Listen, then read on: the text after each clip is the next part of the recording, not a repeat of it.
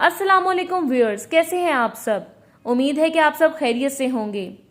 तो जिन लोगों ने अब तक हमारे चैनल को सब्सक्राइब नहीं किया वो सबसे पहले हमारे चैनल को सब्सक्राइब करें और साथ ही लगे बेल आइकन को भी प्रेस कर दें ताकि हर नई आने वाली वीडियो की अपडेट सबसे पहले आपको मिल सके। तो चलिए वीडियो को स्टार्ट करते हैं। घरेलू झगड़े खत्म।